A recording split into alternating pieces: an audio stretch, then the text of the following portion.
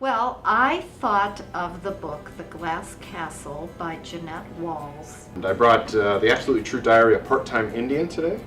This book, Centennial, and it's big.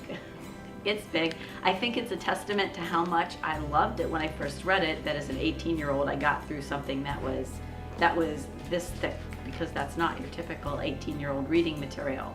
Proof of Heaven by Dr. Alexander Eben. The Secret Garden by Frances Hodgson at Burnett. Persepolis, we teach that in Asian literature. It's a book written by a woman that lives in France, but she grew up in Iran. Well, I could probably talk about several books that have influenced me in my life. I've chosen Harry Potter because this series has influenced my entire family. Dreamland by Sarah Dessen has been a book that has really impacted me. The book that's had the biggest impact on me lately is Lama Bowie's Mighty Bear Powers. I've chosen Catcher in the Rye as my favorite banned book. The Little House books, because I don't think I can remember a book before these books. When I was a child, I used to haunt the Alexandria Public Library and take out all different kinds of history books.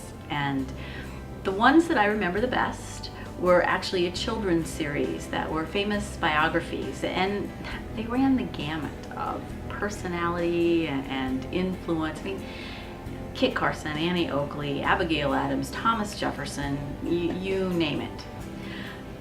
But the power of what I found in those books was not replicated in my school books, in my school history books. I found them really dry, names, dates, facts, figures, just things that I didn't always relate to. But it's important, this is the type of book that people really, the kids especially, would really love to read. If all the books they read are very safe and boring, frankly, they probably aren't going to be too interested in reading because they're going to think all books are like that. That's why it's very important to have books that kids actually want to read. It is certainly not a page turner, sit down with a cup of coffee and read from front to back.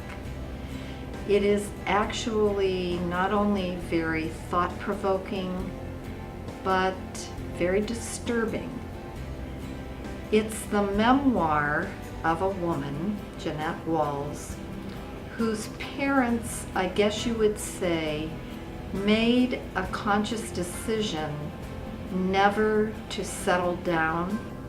I would basically say they had their family live as homeless people. It's about her experiences growing up and sort of suffering under oppressive authority figures, deciding what people could see and how they could dress and what they could read and whatnot. In it, she shows not only that the people who aren't valued by a society, who are being harmed, can and have to fight against the government to end the kind of violence that they live in. It was the first book I've ever read about teenage dating and violence. My attraction to the story was actually the fate of the children, and probably also the idea that these parents didn't or couldn't or wouldn't take a closer look at how their choice of lifestyle was impacting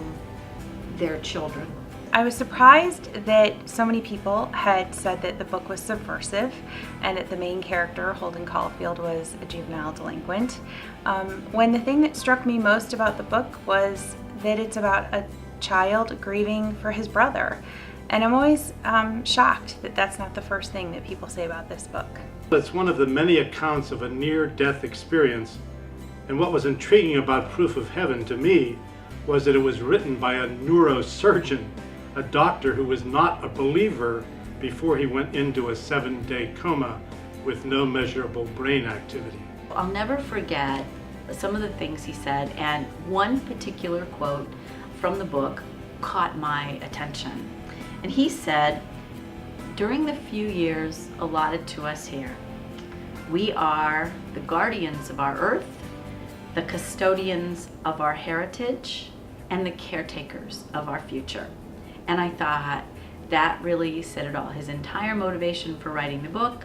It had such an impact on me that I thought everyone should read it. That's the first time I realized not everyone feels the same way about every book the way that I felt about it. We don't have to all agree that a book is great, just that it's worth reading. this is history. Even though it's fiction, this is our history. All this rich complexity, humor, serendipity, power of place, power of personality. I can't think of any other book that has influenced me and meant so much to me in my life as Harry Potter, because they've been more than mere books. They were and continue to be a fabulous event that my family has participated in for 15 years.